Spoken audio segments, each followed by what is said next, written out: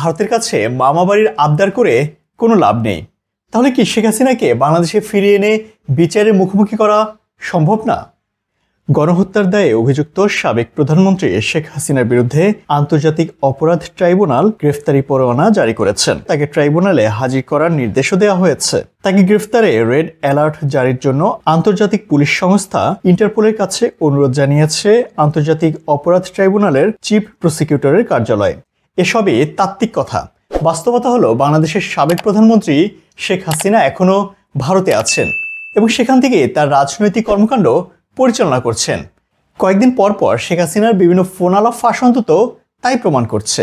প্রশ্ন হলো, যার বিরুদ্ধে এখন পর্যন্ত অন্তত 250টি মামলা, যার মধ্যে অন্তত 213টি হত্যা মামলা রয়েছে, সেই শেখ হাসিনাকে দেশে ফিরিয়ে এনে বিচারের মুখোমুখি দাঁড় করানোর জন্য সরকার কি কোনো পদক্ষেপ নিয়েছে?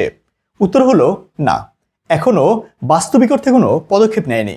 তবে অন্তর্বর্তী সরকারের 100 দিন উপলক্ষে এক বক্তব্যে প্রধান উপদেষ্টা জানিয়েছেন, প্রতিটি হত্যার বিচার আমরা করবই। জুলাই আগস্ট হত্যাকাণ্ডের বিচারে যে উদ্যোগ আমরা নিয়েছি তার কাজও বেশ ভালোভাবে এগিয়ে যাচ্ছে। পতিত স্বৈরাচার শেখ হাসিনাকেও আমরা ভারত থেকে ফেরত চাইব।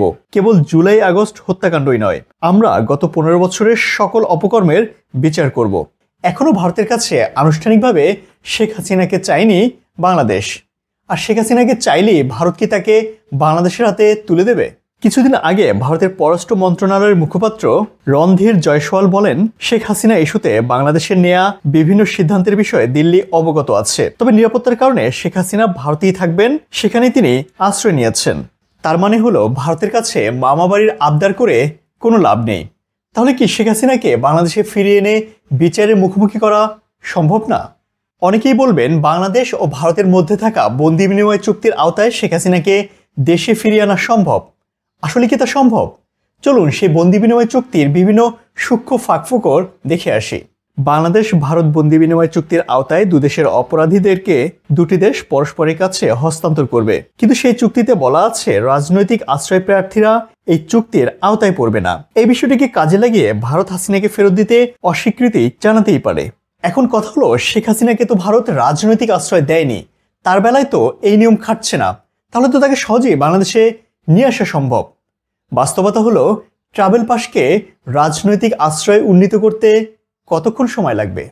এছাড়া বন্দি বিনিময় চুক্তিতে আরও একটি বিষয় উল্লেখ আছে, সেটি হলো রাজনৈতিক বিবেচনায় কোনো মামলা হলে কাউকে প্রত্যার্পণ করা যাবে না। এখন কথা হলো, দেশের শেখ হাসিনার বিরুদ্ধে যে মামলা হয়েছে তাকে রাজনৈতিক বিবেচনায় কোনো মামলা নাকি ফৌজদারি অপরাধের মামলা? এই বিষয়ে ফয়সালা আসলে কে দেবে? এর সমাধান বন্দি বিনিময় চুক্তির মধ্যেই রয়েছে। সেখানে বলা হয়েছে, হত্যা চেষ্টা, হত্যা, অপহরণ ও হত্যায় উস্কানি দেওয়া অপরাধগুলো রাজনৈতিক মামলা হিসেবে বিবেচিত হবে না। হাসিনার বিরুদ্ধে যেসব মামলা করা হয়েছে তার প্রায় সবগুলোই এই ধারায় পড়েছে। তার মানে পথ একদম ক্লিয়ার, চাইবে মাত্রই বাংলাদেশ শেখ হাসিনাকে ফেরত পাবে। কিন্তু বাস্তবতা আসলে সম্পূর্ণ ভিন্ন রকম। কেননা ভারত যদি হাসিনাকে এর মধ্যে রাজনৈতিক আশ্রয় প্রার্থীর মর্যাদা প্রদান করে, সেক্ষেত্রে হাসিনাকে ফেরানো কঠিন হবে। তার কারণ, কোনো রাজনৈতিক আশ্রয় প্রার্থীকে ফিরিয়ে দেওয়ার জন্য ভারতের কাছে বাধ্যবাধকতা থাকবে না। বন্দি বিনিময় চুক্তির আওতায় আরও একটি বিষয় বলা আছে, সেটি হলো আসামির সাজার মেয়াদ অন্তত 1 বছরের বেশি হতে হবে।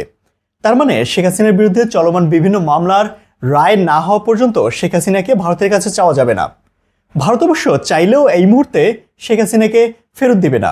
শেখ হাসিনার বিরুদ্ধে যতগুলো মামলা রয়েছে তার মধ্যে যে কোনো একটির বিচার অন্তত শেষ করতে হবে এবং তার সাজার মেয়াদ হতে হবে 1 বছরেরও কিছু বেশি। তবে বন্দি বিনিময় চুক্তির চেয়ে কূটনৈতিক তৎপরতা ও আন্তর্জাতিক সমর্থনের উপর নির্ভর করছে শেখ হাসিনাকে দেশে ফেরত আনার সম্ভাবনা। তবে ঢাকা দিল্লির মধ্যকার নতুন সম্পর্ক জোরদার করতে হাসিনা ইস্যু ভারতের জন্য অস্বস্তির কারণ হয়ে দাঁড়িয়েছে। এখন ভারত হাসিনাকে বলির পাঠা বানাবে নাকি এতদিন ধরে ভারতকে যে সেবা দিয়ে এসেছে হাসিনা তার পুরস্কার দেবে, তা অবশ্য সময় বলে দিবে।